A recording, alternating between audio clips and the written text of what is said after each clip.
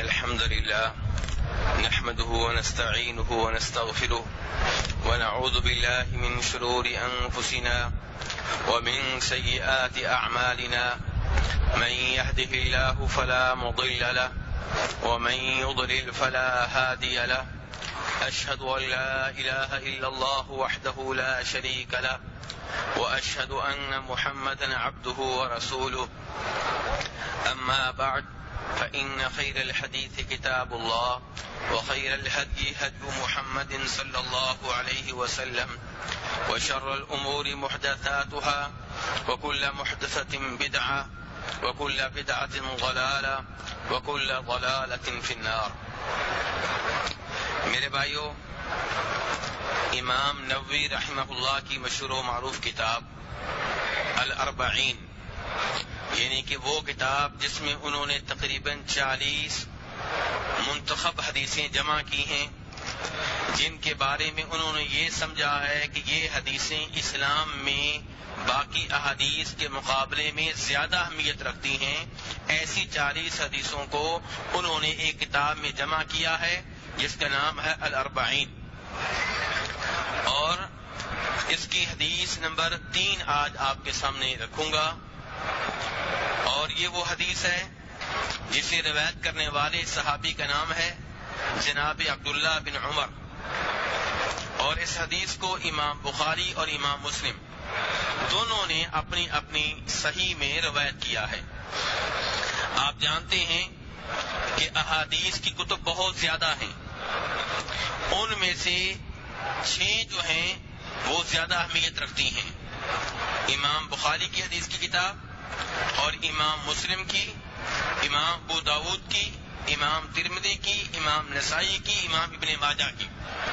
اور ان 6 میں سے جو امام بخاری اور امام مسلم کی حدیث کی 2 کتابیں ہیں، صحیح بخاری صحیح مسلم، یہ وہ 2 کتابیں ہیں جن کے بارے میں امت کے ماضی کے علماء کرام کا اتفاق ہے کہ ان میں جو بھی حدیث ہیں وہ نبی علیہ الصلوۃ والسلام سے ثابت ہیں، اور ان کی نسبت نبی علیہ الصلوۃ والسلام کی طرف درست ہے، اور یہ شک و شبہ سے بالاتر ہیں.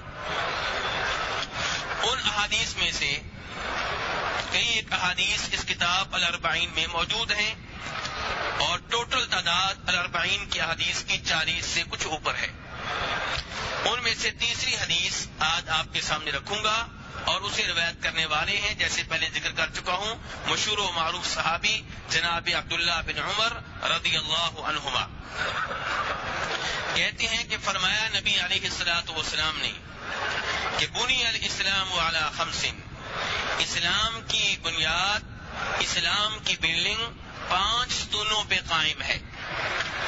اسلام کی بلڈنگ 5 ستونوں پہ قائم ہے، 5 ارکان کے اوپر مشتمل ہے. وہ کون سی ہیں؟ پہلے نمبر پہ فرمایا شہادت اللہ الہ الا اللہ وان محمد رسول اللہ، اس بات کی گواہی دینا کہ اللہ کے سوا کوئی معبود برحق نہیں، اور یہ کہ محمد صلی اللہ علیہ وسلم اللہ کے رسول ہیں. یہ پہلا رکن ہے، یہ پہلا پلر ہے. اور ان چیزوں کا ذکر کل کے درس میں بھی ہوا تھا، لیکن وہ اور حدیث تھی، یہ اور حدیث ہے. تو آج ان کی مزید وضاحت ہوگی. اور یہ آپ جان لیں، پہلا رکن توحید و رسالت بتایا گیا ہے. آپ یہ جان لیں کہ ہر مسلمان کو توحید کے بارے میں درس بار بار سننے کی ضرورت ہے. آپ یہ نہ سمجھیں کہ میں تو توحید کے اوپر ہوں، میں تو شرک نہیں کرتا، میں تو قبروں کی پوجا نہیں کرتا، میں تو قبر والوں سے نہیں مانگتا، میں تو قبر والوں کو مشکل کشا نہیں سمجھتا، اس لیے مجھے توحید کی ضرورت نہیں ہے. نہیں، یہ آپ کی غلط فہمی ہے. اگر صورتحال یہ ہوتی تو نبی علیہ الصلوۃ والسلام مدینہ میں آ کر بار بار توحید کو بیان نہ کرتے، لیکن آپ نے مدینہ میں آ کر بھی بار بار توحید بیان کی ہے. اور ابراہیم علیہ الصلوۃ والسلام جیسے عظیم نبی کیا کہا کرتے تھے؟ وَجْنُبْنِي وَبَنِيَّ أَن نَّعْبُدَ الْأَصْنَامَ. ابراہیم علیہ السلام کہنے یا اللہ مجھے اور میری اولاد کو بتوں کی پرستش سے بچانا. کون کہہ رہے ہیں؟ ابراہیم علیہ الصلوۃ والسلام. اور آپ نے ایک عالم دین کا نام سنا ہوگا، کسی نے اچھے انداز میں اور کسی نے برے انداز میں، نام سب نے سنا ہوگا، محمد بن عبد الوہاب. نام سنا ہوا ہے جی؟ ایسے ہی ہے نا؟ نام سنا ہوا آپ نے. بہت بڑے عالم دین تھے اور بدنام کرنے والوں نے انہیں بدنام بھی کیا. ان کا جرم کیا ہے؟ توحید کی دعوت دینا. جرم کیا ان کا میرے بھائیو؟ توحید کی دعوت دینا.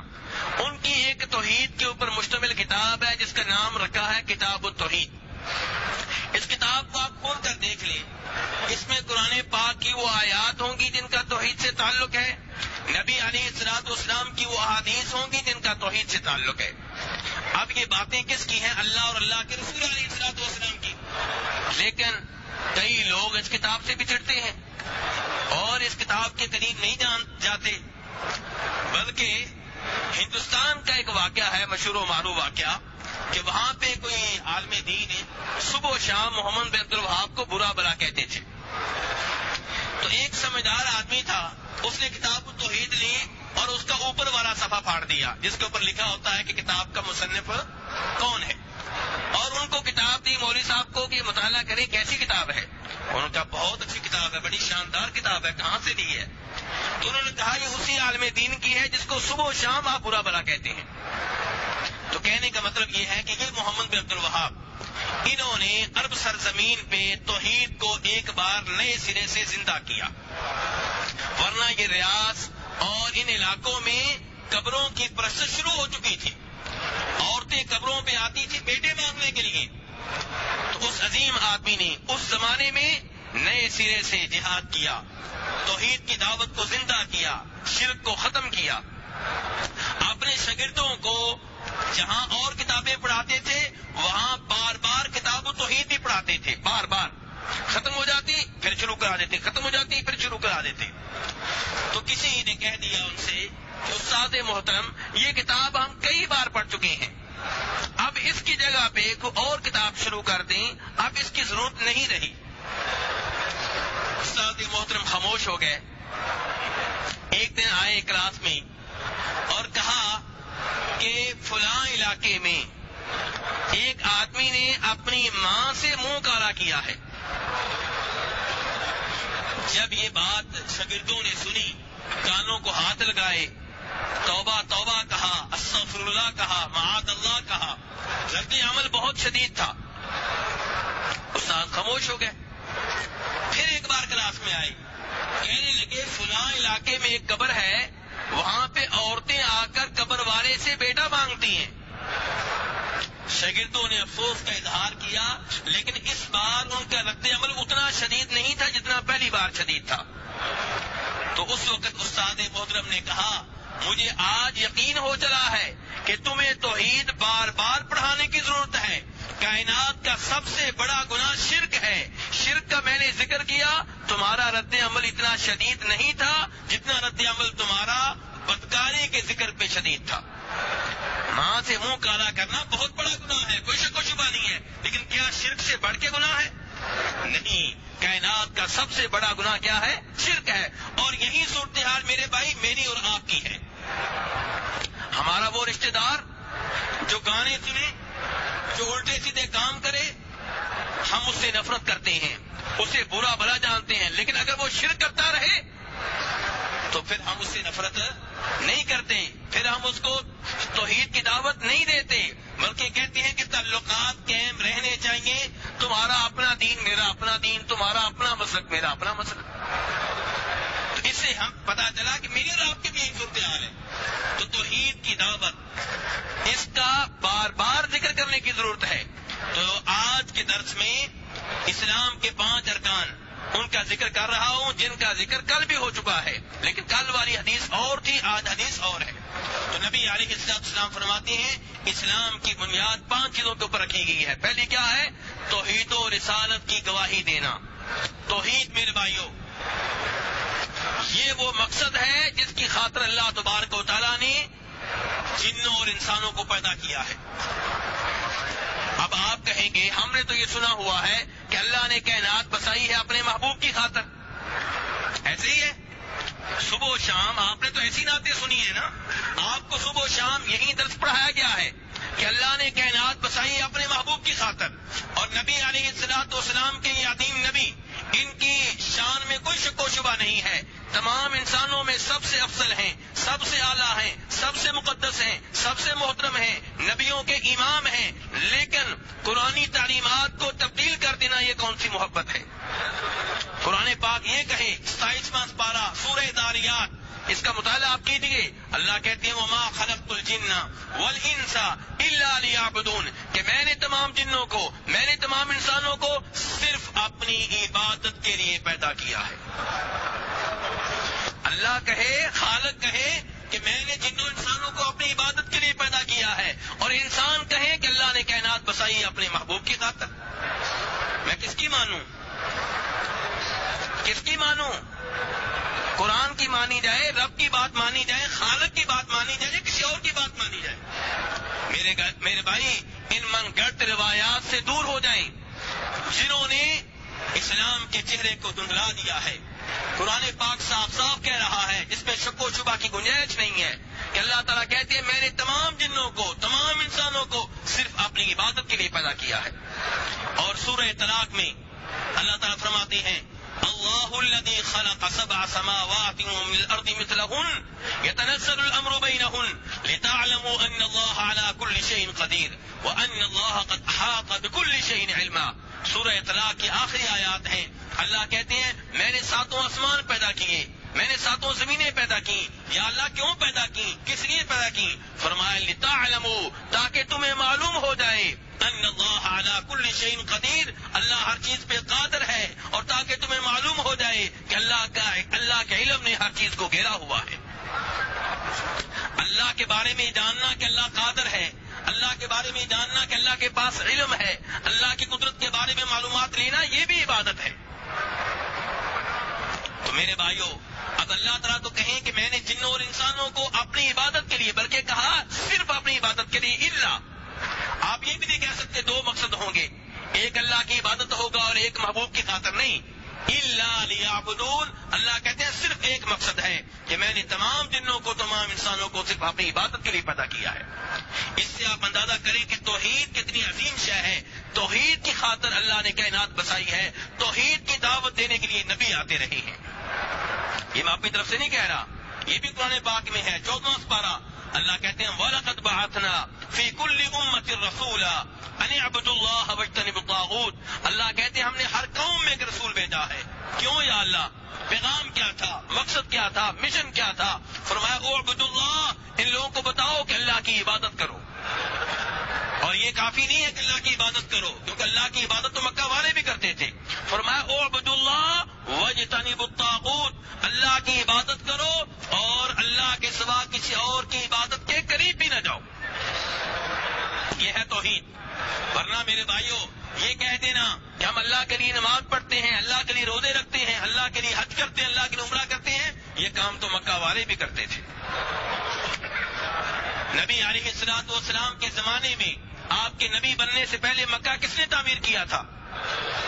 کس نے تعمیر کیا تھا؟ مکہ والوں نے۔ اس کے متولی کون تھے؟ مکہ والے۔ طواف وہ کرتے تھے، حج وہ کرتے تھے، عمرہ وہ کرتے تھے، اللہ کے نام پہ جانور ذبح کرتے تھے، لیکن ساتھ ساتھ اوروں کو بھی پکارتے تھے کہ یہ اللہ کے قریب کر دیتے ہیں، یہ اللہ کے ہاں ہمارے سفارچی ہیں، اور افسوس سے کہنا پڑتا ہے کہ یہی کچھ آج کا کلمہ وہ مسلمان کہتا ہے۔ 11واں سپارہ آیت نمبر 31، اللہ تبارک تعالیٰ کہتے ہیں سورہ یونس میں قل من يرزقكم من السماء والارض امن يملك السمع والابصار ومن يخرج الحي من الميت ويخرج الميت من الحي ومن يدبر الامر فسيقولون الله فقل افلا تتقون۔ اے نبی علیہ الصلوۃ والسلام، ان مکہ والوں سے پوچھئے جو آپ کو نبی نہیں مان رہے، جو آپ کی دعوت توحید کو قبول نہیں کر رہے، ان سے پوچھئے من يرزقكم من السماء والارض، ان سے پہلا سوال یہ کیجئے تمہارا رازق کون ہے، تمہیں رزق کون دیتا ہے؟ دوسرا سوال کیجئے امن یملک السماء والابصار، تمہارا مالک کون ہے؟ تمہاری نگاہوں کے اوپر، تمہاری آنکھوں کے اوپر، تمہارے کانوں کے اوپر کنٹرول کس کا ہے؟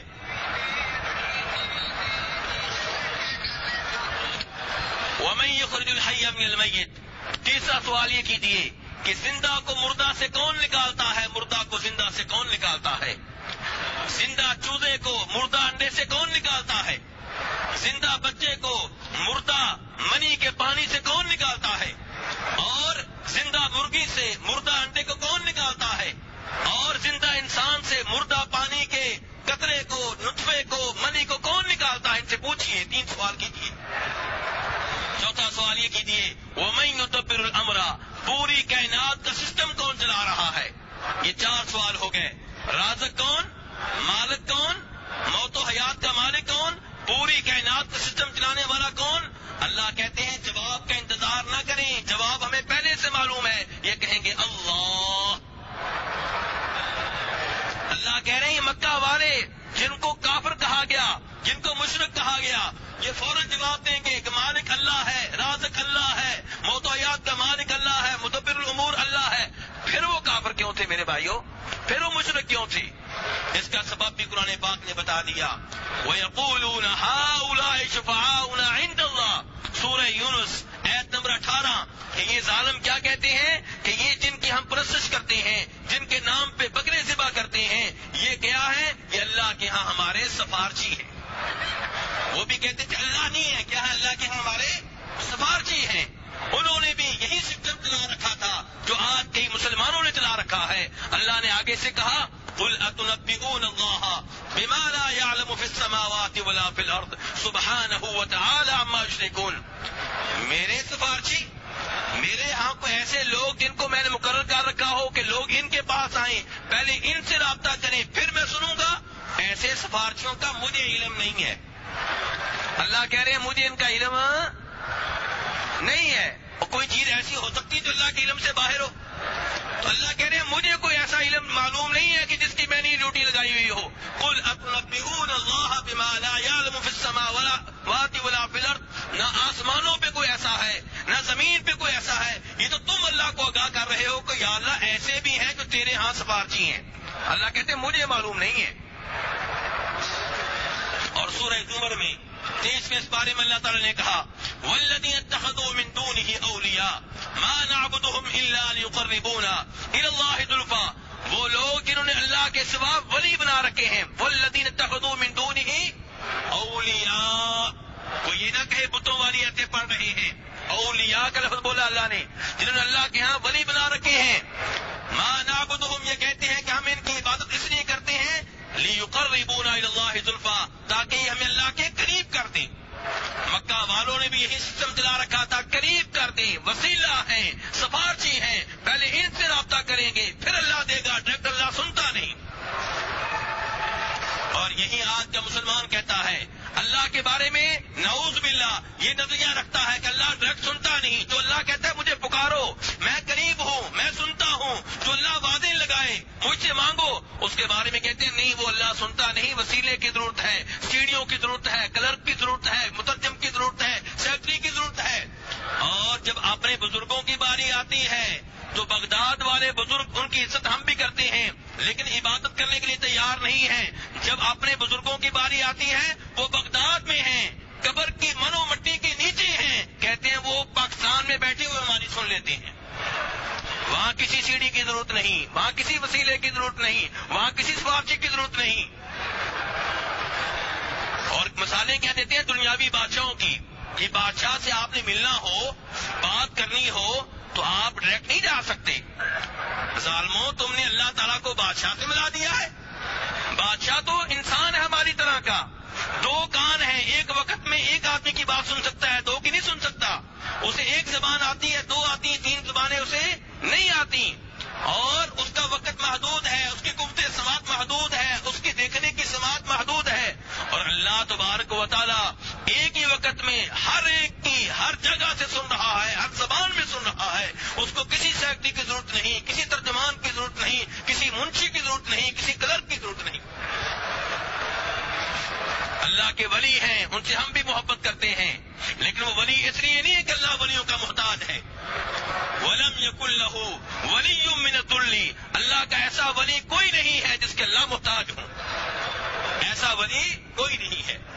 تو میرے بھائیوں اس لیے توحید کی دعوت بار بار دینے کی ضرورت ہے، کیونکہ انبیاء کرام علیہم الصلوۃ والسلام کو بھیجا گیا تو توحید کی عبادت کے لیے، آسمانوں سے کتابیں نازل ہوئی تو توحید کی دعوت کے لیے۔ وما ارسلنا من قبلك من رسول الا نوحي اليه انه لا اله الا انا فاعبدون. ہم نے آپ سے پہلے بھی جتنے بھی رسول بھیجے انہیں یہی پیغام دے کے بھیجا کہ لوگوں کو بتا دو کہ اللہ کے سوا کوئی معبود برحق نہیں ہے, اسی کی عبادت کرو. میرے بھائیوں, اسلام کے 5 ارکان میں سے پہلا رکن ہے توحید و رسالت کی گواہی. توحید کے بارے میں کچھ گفتگو میں نے کر لی. آپ رسالت کی طرف آتے ہیں. اللہ تبارک و تعالیٰ نے کئی ایک رسول بھیجے, کئی ایک نبی بھیجے. ان میں سے آخری نبی جناب محمد صلی اللہ علیہ وسلم ہیں. جیسے پہلے نبیوں اور رسولوں کے اوپر ایمان لانا ضروری ہے, ایسے ہی ہمارے آخری نبی کے اوپر ایمان لانا بھی ضروری ہے. بلکہ آخری نبی علیہ الصلوۃ والسلام کے اوپر اس لحاظ سے بھی ایمان لانا ضروری ہے کہ آج رسالت چل رہی ہے تو ان کی, آج نبوت چل رہی ہے تو ان کی, اور ان کے اوپر نبوت کا اختتام ہو چکا. اب جب ہم نے ان کو نبی مان لیا, ہم نے ان کو رسول مان لیا, تو اس کا مطلب کیا ہے؟ یہاں بھی لوگ ٹھوکر کھاتے ہیں. نبی تو مان لیتے ہیں, رسول تو مان لیتے ہیں, لیکن جب نبی علیہ السلام کی حدیث آتی ہے تو ٹھکرا دیتے ہیں, ماننے سے انکار کر دیتے ہیں. اس وقت بہانے کرتے ہیں, لو جی یہ حدیث تمہیں سمجھ آ گئی ہے تو ہمارے بزرگ کو سمجھ نہیں آئی. اب بہانے شروع ہو گئے. یہاں پہ آ کر بھی بہانے شروع ہو گئے. جبکہ کلمہ کیا پڑھا تھا کہ میں نبی علیہ السلام کو اللہ کا رسول مانتا ہوں. تو رسول ایک ہیں, دو نہیں ہے. اس وقت جن کی رسالت چل رہی ہے, جن کی نبوت چل رہی ہے, وہ کتنے رسول ہیں؟ ایک ہیں. تو ان کو رسول ماننے کا مطلب کیا ہے؟ طاعتہ فیما امر, کہ نبی علیہ السلام نے جو بھی آرڈر دیے ہیں وہ میں مانوں گا, قبول کروں گا. وہ تصدیقہ فیما اخبر, جو بھی باتیں آپ نے بتائی ہیں ان باتوں میں آپ کو سچا جانوں گا کہ آپ نے جو کہا درست کہا, صحیح کہا. واجتناب ما نہی عنہ وزجر, اور جن چیزوں سے آپ نے روکا ان سے دور رہوں گا, ان کے قریب نہیں جاؤں گا. شراب سے روکا ہے, شراب کے قریب نہیں جاؤں گا. زنا سے روکا ہے, زنا کے قریب نہیں جاؤں گا. جوے سے روکا ہے, جوے کے قریب نہیں جاؤں گا. سود سے روکا ہے, سود کے قریب نہیں جاؤں گا. کسی کو قتل کرنے سے روکا ہے, قتل کے قریب نہیں جاؤں گا. بم دھماکے نہیں کروں گا, اپنے مسلمان فوجیوں کو نہیں ماروں گا, اپنی پولیس والوں کو نہیں ماروں گا, کسی کلمہ کو مسلمان کے اوپر حملہ نہیں کروں گا.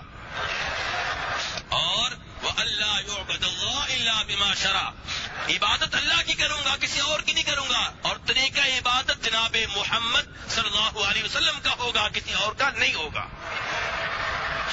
آپ کو نبی ماننے کا مطلب یہ ہے میرے بھائیوں, طریقہ عبادت اپنا اپنا نہیں. اگر اپنا اپنا ہی ہے تو پھر نبی علیہ السلام کے بطور نبی آنے کا مقصد کیا ہے؟ عبادت اللہ تبارک و تعالیٰ کی, اور طریقہ عبادت چلے گا تو صرف جناب محمد صلی اللہ علیہ وسلم کا چلے گا. اور آپ مکمل دین دے کر گئے ہیں. اللہ نے فرمایا الیوم اکملت لکم دینکم واتممت علیکم نعمتی ورضیت لکم الاسلام دینا, کہ آج میں نے تم پہ تمہارا دین مکمل کر دیا ہے. جب آپ مکمل دین دے کر گئے ہیں پھر اس میں اضافہ کرنا, اس میں نئی چیزیں شامل کرنا, نئی باتیں نکالنا, میرے بھائیوں بدعت تو ہو سکتا ہے, عبادت نہیں ہو سکتا. تو یہ پہلا رکن ہے میرے بھائیوں. اور اسلام کا دوسرا رکن ہے وہ اقام الصلاۃ, نماز قائم کرنا. جی ہاں میرے بھائیوں, نماز کی اسلام میں بہت زیادہ اہمیت ہے. اتنی اہمیت ہے کہ نبی علیہ السلام فرماتے ہیں, جناب جابر رضی اللہ عنہ روایت کرتے ہیں, مسلم شریف کی حدیث ہے, آپ فرماتے ہیں کہ انسان کے درمیان, بندے کے درمیان اور کفر و شرک کے درمیان فاصلہ جو ہے وہ نماز کا ہے. جو نماز قائم کرتا ہے وہ کیا ہے؟ مسلمان ہے. جو نماز قائم نہیں کرتا وہ کافر ہے. یہ نبی علیہ السلام کی حدیث کا مفہوم ہے. اور جناب بریدہ روایت کرتے ہیں, ترمذی شریف کی حدیث ہے, فرمایا نبی علیہ السلام نے کہ ہمارا اور ان کا عہد جو ہے, ہمارے اور ان میں جو معاہدہ جو ہے وہ نماز کا ہے. جو نماز پڑھے گا وہ مسلمان ہے, جو نماز نہیں پڑھے گا معلوم ہو گیا کہ مسلمان نہیں ہے. اسی لیے نبی علیہ السلام کے زمانے میں جو منافق مدینہ میں رہتے تھے, اوپر سے کلمہ پڑا ہوا تھا, ان کو بھی نماز پڑھنا پڑتی تھی. کیونکہ شریعت نے بتا دیا ہے کہ اگر نماز نہیں پڑھیں گے تو معاملہ واضح ہو جائے گا. اس وقت تک تمہارا اسلام قبول ہے, تمہارا کلمہ قبول ہے, جب تک نماز پڑھتے رہو گے. نہیں نماز پڑھو گے معاملہ واضح ہو جائے گا, کلمہ اوپر سے پڑھا, اندر سے مسلمان نہیں. اور اور عبداللہ ابن شقیق مشہور و معروف تابعی ہیں، وہ کہتے ہیں كان اصحاب النبی صلی اللہ علیہ وسلم لا يرون شيئا من الاعمال تركه كفر غیر الصلاة. یہ میں نہیں کہہ رہا، ترمذی شریف کی روایت ہے، عبداللہ ابن شقیق تابعی ہیں، وہ کہتے ہیں کہ میں نے صحابیوں کے ساتھ زندگی گزاری ہے اور صحابہ کرام کسی نیک عمل کے ترک کرنے پہ کسی کو کافر نہیں سمجھتے تھے، لیکن اگر کوئی نماز نہ پڑھتا تو اس کو کافر سمجھا کرتے تھے. کون؟ صحابہ اکرام. یہ نہ بات ہے کہنا کہ فتوی لگا رہے ہیں، صحابہ اکرام کا موقع بتا رہا ہوں، ترمذی شریف کا حوالہ دے رہا ہوں. تابعی بتا رہے ہیں کہ صحابہ اکرام کا موقف یہ تھا کہ کوئی بھی نیک عمل آپ چھوڑ دیں، مثلا کوئی زکوٰۃ ادا نہیں کرتا، اس کو وہ گنہگار سمجھتے، کبیرہ گناہ کرنے والا سمجھتے، مجرم سمجھتے، نفرت کرتے، لیکن کافر نہیں سمجھتے تھے. نماز کی باری آتی، جو نماز نہ پڑھتا اسے صحابہ کرام کافر شمار کیا کرتے تھے. میرے بھائیو، یہ وہ نماز ہے جو ہم ترک کرتے ہیں اور عمرے کے لیے آ جاتے ہیں، حج کر لیتے ہیں، روزے رکھ لیتے ہیں، نماز نہیں پڑھتے، جبکہ نماز کی وجہ سے آپ کا ایمان خطرے میں ہے، آپ کا اسلام خطرے میں ہے. نبی علیہ الصلوۃ والسلام فرمایا کرتے تھے کہ میری آنکھوں کی ٹھنڈک نماز میں ہے. آپ کو نماز میں سکون ملتا، پریشان ہوتے تو نماز پڑھنا شروع کر دیتے. جناب بلال سے کہتے بلال نماز قائم کرو، اقامت کہو، نماز پڑھے تاکہ سکون ملے، راحت ملے. اور میں اور آپ ٹائم دیکھتے رہتے ہیں کہ کب نماز ختم ہو، کب خطبہ جمعہ ختم ہو، کب مسجد سے باہر نکلی. اور ہماری صورتحال یہ ہے، ہم مسجد میں جب بیٹھے ہوتے ہیں تو ہماری صورتحال اس پرندے کی طرح ہوتی ہے جس کو پنجرے میں بند کر دیا جائے. اگر یہی صورتحال ہے، مسجد میں دل نہیں لگتا، تو اپنے ایمان کی فکر کریں. یہ دل مردہ ہو چکا ہے، اسے زندہ کریں. یہ دل مسجد میں لگنا چاہیے، مسجد سے بھاگتا کیوں ہے؟ میرے بھائیوں، بے سکون آپ تب ہوں جب آپ کو کسی غلط جگہ پہ بٹھا دیا جائے، کسی سینما میں بٹھا دیا جائے، کسی شراب خانے میں بٹھا دیا جائے، جہاں پہ گانے لگے ہوئے ہوں وہاں آپ کو بٹھایا جائے. وہاں آپ کو بے سکون ہونا چاہیے، وہاں سے بھاگنے کی کوشش کرنی چاہیے اور مسجد میں آ کر آپ کو سکون ملنا چاہیے. اور اگر ایسا نہیں ہے تو یہ دل مردہ ہو چکا ہے، اسے زندہ کریں. امام ترمذی رحمہ اللہ روایت کرتے ہیں حریت بن قبیصہ سے، وہ کہتے ہیں کہ میں مدینہ آیا اور میں نے اللہ سے دعا کی، اللہم یسر لی جلیسا صالحا، اے اللہ مجھے کوئی ایسا ساتھی دینا جو نیک ہو. مدینہ میں آ کے کیا دعا کر رہے ہیں؟ یا اللہ مجھے ایسا ساتھی دینا جو کیا ہو؟ نیک ہو. آپ کو بھی یہی دعا کرنی چاہیے. یہ دعا نہیں کرنی چاہیے یا اللہ مدینہ میں کوئی ایسا آدمی مل جائے جو رہائش دے دے، جو کھانا دے دے. ٹھیک ہے، اگر وہ نہیں ہے تو وہ بھی مانگیں، لیکن اس سے زیادہ فکر یہ کریں کہ مدینہ میں رہتے ہوئے آپ کو کوئی ایسا آدمی ملے جو توحید کے اوپر ہو، جو آپ کو صحیح معلومات دے، جو بدعات خرافات کے قریب آپ کو نہ جانے دے. تو حریت بن قبیصہ دعا کر رہے ہیں، اللہم یسر لی جلیسا صالحا، یا اللہ کو اچھا ساتھی مل جائے. چنانچہ کہتے ہیں کہ مجھے جناب ابو ہریرہ رضی اللہ عنہ کے پاس بیٹھنے کا موقع مل گیا، دعا قبول ہو گئی. کون ملے؟ جناب ابو ہریرہ، جنہوں نے صحابہ کرام میں سے سب سے زیادہ حدیثیں روایت کی ہیں. عبداللہ بن عمر ان سے کچھ بہتر تھے لیکن وہ حدیثیں لکھتے تھے، اور جناب ابو ہریرہ رضی اللہ عنہ زبانی اتنی احادیث یاد کرنے والے ہیں. حالانکہ مسلمان کس سن میں ہوئے ہیں؟ سن 7 ہجری میں، اور نبی علیہ السلام فوت کب ہوئے ہیں؟ 11 میں. جناب ابو ہریرہ بعد میں آئے، سب سے آگے نکل گئے. کتنی محبت ہے نبی علیہ السلام کی حدیث سے. اور سب سے آگے کیوں نہ نکلیں؟ کہتے ہیں کہ مسجد نبوی میں بے ہوش پڑا ہوتا. لوگ کہتے ہیں کہ ابو ہریرہ بے ہوش ہو گیا ہے، لیکن مجھے کوئی مسئلہ نہیں ہوتا تھا، صرف یہ تھا کہ کہ بھوکا ہوتا تھا، بھوک کی وجہ سے بے ہوش ہو جایا کرتا تھا. لوگ کھیتی باڑی کے لیے نکل جاتے، کاروبار کے لیے نکل جاتے، میں مسجد میں رہتا علم کے لیے، حدیث رسول علیہ الصلوۃ والسلام سننے کے لیے. کہیں ایسا نہ ہو کہ میں مسجد سے باہر نکل جاؤں اور نبی علیہ الصلوۃ والسلام کو حدیث سنائیں اور میں اس سے محروم رہ جاؤں. یہ ہے جناب ابو ہریرہ رضی اللہ تعالیٰ عنہ. حریث بن قبیصہ کہتے ہیں مجھے مل گئے، میں نے درخواست رکھی، میں نے کہا حدثنی حدیثا سمعتہ من رسول اللہ صلی اللہ علیہ وسلم لعل اللہ ان ينفعنی بها، کہ مجھے آپ سے ایک مطلب ہے، میری ایک درخواست ہے. کیا درخواست ہے؟ ایک حدیث سنا دیں. کیا درخواست ہے؟ ایک حدیث سنا دیں. کون سی حدیث؟ من گڑت، جو نبی علیہ السلام کے ذمہ لگا دی گئی اور آپ نے نہ کہی ہو. نہیں کہا وہ حدیث جو خود آپ نے اللہ کے رسول علیہ السلام سے سنی ہو. میرے کئی بھائی حدیث سے محبت رکھتے ہیں لیکن ان کے ہاں پہچان نہیں ہے. ان کے ای میل میں حدیث آتی ہے فارورڈ کر دیتے ہیں، واٹس ایپ پہ حدیث آتی ہے فارورڈ کر دیتے ہیں، فیس بک پہ حدیث آتی ہے فارورڈ کر دیتے ہیں. نہیں، فارورڈ کرنے سے پہلے، آگے بھیجنے سے پہلے چیک کر لیں کیا یہ حدیث معتبر ہے، کیا یہ حدیث واقعی نبی علیہ السلام نے کہی ہے. بخاری میں آتی ہے کہ مسلم میں آتی ہے؟ کون سا حدیث نمبر ہے؟ ابو داؤد ترمذی کی ہے تو کیا صحیح ہے کہ ضعیف ہے؟ کیونکہ پیارے حبیب علیہ السلام نے کہا تھا من کذب علی متعمدا فلیتبوأ مقعدہ من النار، جو میرے ذمے وہ بات لگائے جو میں نے نہ کہی ہو اس کا ٹھکانہ جہنم ہے. نبی علیہ السلام کے ذمے ہر بات نہ لگا دیا کریں. جو واقعی احادیث کی کتب میں موجود ہو، بخاری مسلم کا حوالہ ہو تو پھر دیکھ کر چیک کر کے فارورڈ کر دیں. اگر کسی اور کتاب کا حوالہ ہو پھر یہ بھی چیک کرنا پڑے گا کہ صحیح ہے کہ ضعیف ہے. تو یہاں پہ حریث بن قبیصہ کیا کہہ رہے ہیں؟ مجھے وہ حدیث بتائیں جو خود آپ نے نبی علیہ الصلوۃ والسلام سے سنی ہو. جناب ابو ہریرہ رضی اللہ عنہ نے کہا سنیے، حدیث سنیے.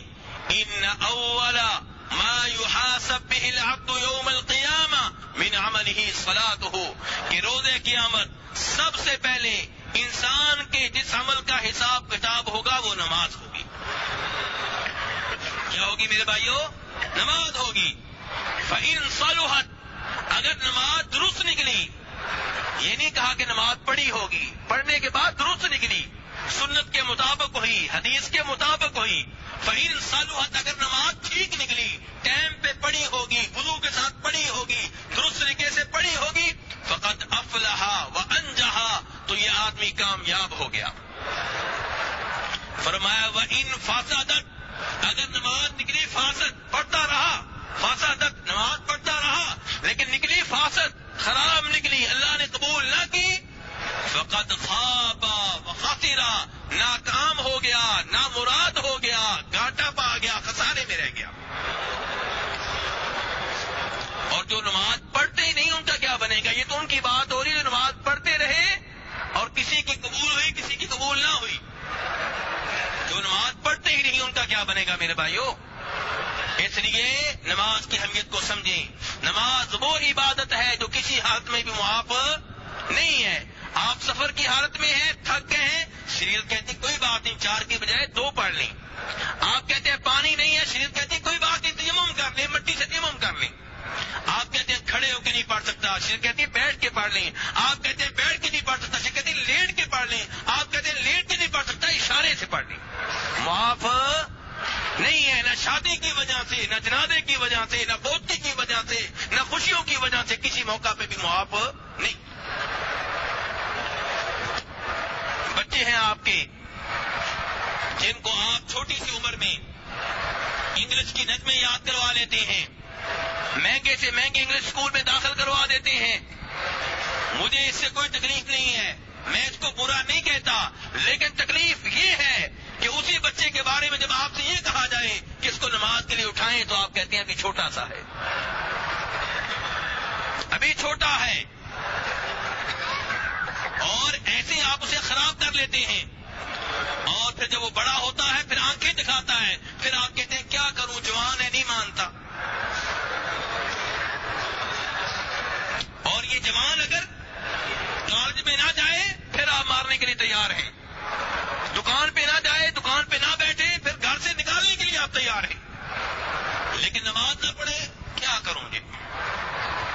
ہمارے حبیب علیہ الصلوۃ والسلام نے نماز کی اہمیت یوں بھی بیان کی ہے. آپ فرماتے ہیں کہ بچہ جب 7 سال کا ہو جائے اسے نماز کی ترغیب دو، تلقین کرو. 10 سال کا ہو جائے نماز نہ پڑھے تو کیا کرو؟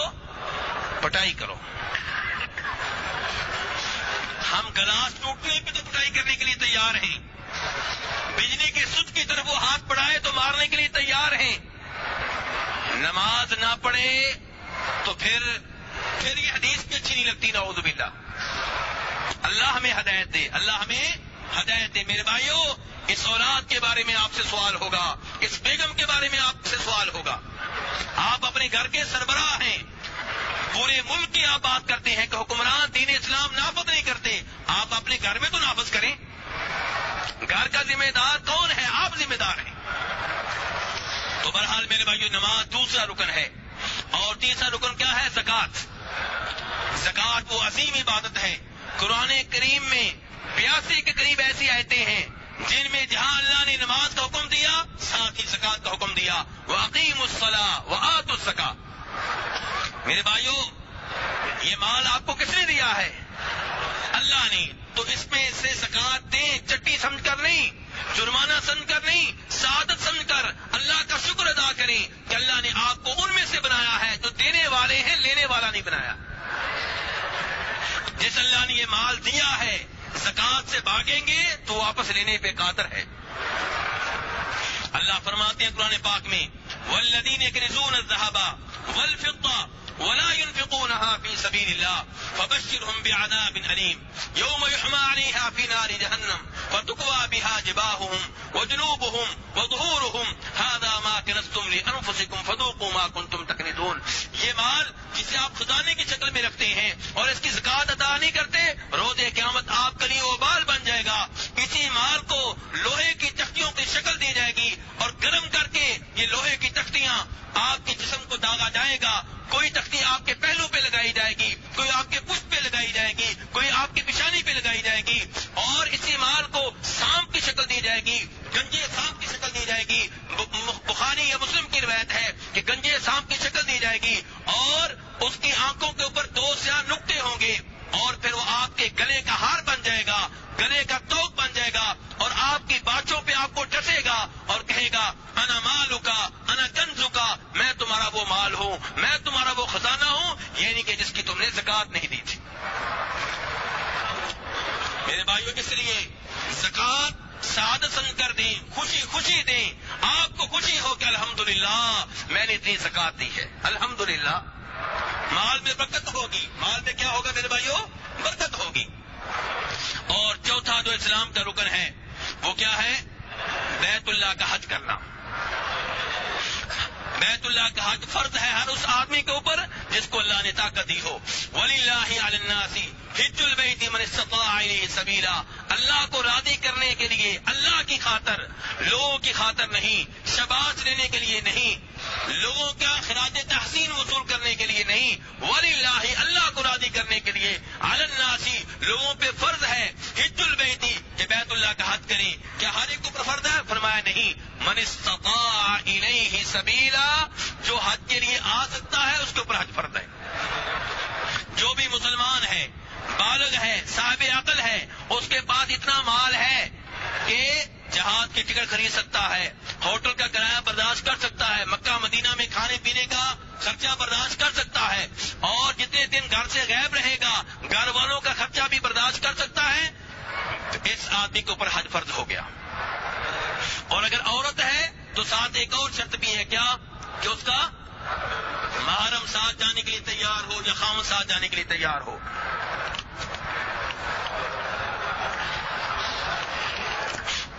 یہ آخری مسئلہ دھیان سے سمجھ لیں. یہ جو محرم والا مسئلہ ہے، یہ جو محرم والا مسئلہ دھیان سے سمجھ لیں. اس میں مسلمان بہت سستی کر رہے ہیں. میرے بھائیوں، عورت کو محرم کے بغیر، محرم کسے کہتے ہیں؟ کئی بھائیوں کو یہ معلوم نہیں ہوگا. محرم عورت کا وہ رشتہ دار ہے جس سے اس کا نکاح کبھی بھی نہ ہو سکتا ہو، کسی شکل میں بھی نہ ہو سکتا ہو. ہاں جی، اس کا دیور محرم ہے یا نہیں؟ ہے، کیونکہ جی نہیں ہے. فوت ہو جائے دیور سے شادی ہو سکتی ہے کہ نہیں ہو سکتی؟ محرم اسے کہتے ہیں جس سے کبھی بھی کسی بھی شکل میں شادی عورت کی نہ ہو سکتی، وہ اس کا محرم ہے۔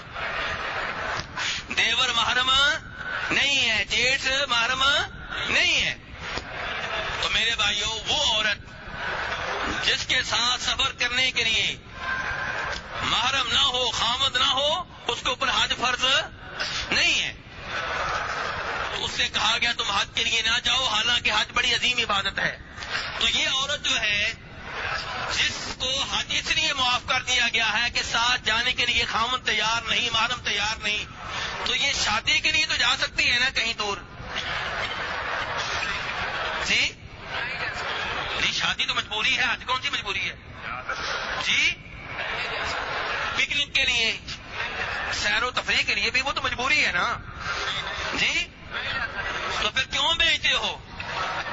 کیوں بیچتے ہو اپنی جوان بیٹی کو مری کی سیر کے لیے، کراچی کی سیر کے لیے، اپنے بغیر محرم کے بغیر کیوں بیچتے ہو؟ اللہ کو کیا جواب دو گے؟ میڈیکل کی تعلیم کے لیے جوان لڑکی بغیر محرم کے انگلینڈ کیوں جا رہی ہے؟ جب اللہ نے حج معاف کر دیا تو باقی چیزوں کی کیا حیثیت ہے؟ بخاری شریف کی حدیث ہے، نبی علیہ الصلوۃ والسلام نے فرمایا کوئی بھی مرد کسی عورت کے ساتھ تنہائی میں نہ بیٹھے، ہاں اگر عورت کا محرم بھی ساتھ موجود ہو پھر بیٹھ سکتی ہیں۔ آپ نے کسی عورت سے کوئی بات کرنی ہے، ضروری اس عورت کا محرم بھی ساتھ ہو، اس کا خاوند یا اس کا باپ یا اس کا بیٹا جوان، چھوٹا نہیں جوان، یا اس کا بھائی جوان، یا اس کا بانجا جوان، یا اس کا بھتیجا جوان، یا اس کا سسر، عورت کا کوئی محرم بھی ساتھ موجود ہو تو آپ یہ ضروری بات کر سکتے ہیں، ورنہ تنہا عورت کے ساتھ بیٹھنے کی اجازت آپ کو نہیں ہے، چاہے آپ کی سالی ہو، چاہے کزن ہو، جو بھی ہو۔ اور ساتھ ہی آپ نے فرمایا کہ وہ عورت جس کا اللہ پہ ایمان ہے اور آخرت پہ ایمان ہے، اس کو محرم کے بغیر سفر کرنے کی اجازت نہیں ہے۔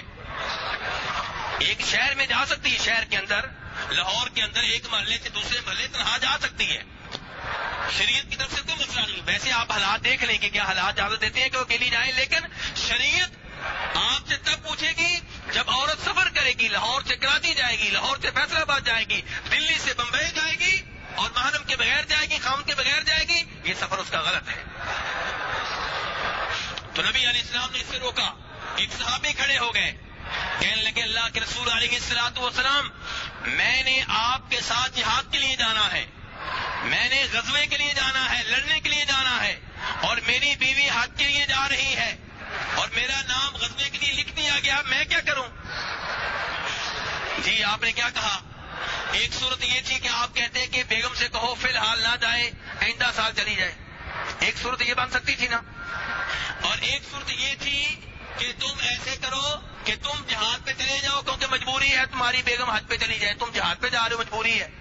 لیکن نہیں، نبی علیہ الصلوۃ والسلام نے کہا جہاد چھوڑ دو میرے صحابی، اپنی بیگم کے ساتھ جاؤ اور حج کرو۔ میرے بھائیوں سوچئے، اس عظیم صحابی کی عظیم بیگم نے کن کے ساتھ مل کے حج کرنا تھا؟ کن کے ساتھ؟ صحابہ کرام کے ساتھ جو اللہ کے ولی تھے۔ کیا ان سے خطرہ تھا؟ کوئی خطرہ تھا؟ نہیں، اس کے باوجود شریعت کا حکم ہے، ماننا پڑے گا۔ اور ہم کیا کہتے ہیں؟ اور نہیں جی یہ مولوی ایسے پردہ کی باتیں کرتے رہتے ہیں، دل صاف ہونا چاہیے، دل کا معاملہ ہے۔ صحابہ کرام کے دل صاف نہیں تھے؟ جناب عائشہ کیوں پردہ کرتی تھی عمر فاروق سے؟ اور عمر فاروق کی بیٹی جناب حفصہ کیوں پردہ کرتی تھی جناب ابوبکر صدیق سے؟ کیا ان کے دل صاف نہیں تھے؟ میرے بھائیوں یہ مسئلہ سمجھ لیں، جب عورت محرم یا خاوند کے بغیر حج پہ نہیں آ سکتی تو شادی کے لیے بھی نہیں جا سکتی، پکنک کے لیے بھی نہیں جا سکتی، سیر و تفریح کے لیے بھی نہیں جا سکتی، شاپنگ کے لیے بھی نہیں جا سکتی۔ لیکن بات میں کر رہا ہوں سفر کی، شہر کے اندر، گاؤں کے اندر وہ جا سکتی ہے، شریعت کو اس کے اوپر کوئی اعتراض نہیں ہے۔ تو بہرحال عورت کے اوپر حج تب فرض ہوگا جب ساتھ کو محرم یا خامد آنے کے لیے تیار ہو، اگر کوئی تیار نہیں ہے تو اس کے اوپر حج فرض نہیں ہے، اس سے کوئی گناہ نہیں ہے۔ اور آخری رکن کیا ہے؟ رمضان کے روزے. اللہ فرماتے ہیں یا ایھا الذین آمنوا کتب علیکم الصیام کما کتب علی الذین من قبلکم لعلکم تتقون. اے ایمان والو، تم پہ روزے ایسے ہی فرض کیے گئے ہیں جیسے تم سے پہلے لوگوں کے اوپر فرض کیے گئے تھے، اور اس لیے فرض کیے گئے ہیں تاکہ تم متقی بن جاؤ، پرہیزگار بن جاؤ. روزوں کی وجہ سے تمہیں گناہوں سے دور رہنے کی عادت پڑ جائے. رمضان کے روزے ایک مدرسہ ہیں، یہ کچھ سکھاتے ہیں، یہ ہمیں کسی چیز کی عادت ڈالتے ہیں، اور ہم رمضان کے بعد وہ گناہ دوبارہ اپنا لیتے ہیں. نہیں میرے بھائی، رمضان کے روزوں کی وجہ سے جن گناہوں سے آپ دور رہے ہیں، رمضان کے بعد بھی ان سے دور رہیں. تو میرے بھائیوں، یہ اسلام کے 5 ارکان ہیں، ان کے اوپر اسلام کی بلڈنگ کھڑی ہے. اگر ایک ستون بھی آپ گرائیں گے، بلڈنگ کے گرنے کا خطرہ ہے. خصوصاً توحید و رسالت والا ستون، خصوصاً نماز والا ستون، ان 2 ستونوں میں سے کوئی ستون گرے گا تو آپ کی اسلام کی بلڈنگ گر جائے گی. نماز کا معاملہ بڑا سخت ہے، پھر کبھی اس کے اوپر انشاءاللہ دوبارہ بھی بات ہوگی. فی الحال میں آپ کے